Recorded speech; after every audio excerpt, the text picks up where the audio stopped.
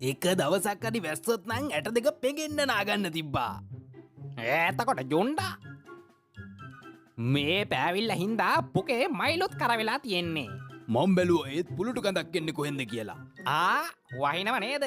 වැස්ස වලාහක දෙවියනේ මෙච්චර ඉක්මනට මෙලෙස කෙලෙසද? ඇට දෙකේ කුණු රෝල් කර කර හිටපුන්ට වලු පොඟන්න නාගන්න පුළුවන් දැන්. මාසයක් තිස්සේ හොදපු නැති ජොක්කො ටිකත් හොද ගන්න ඕනේ.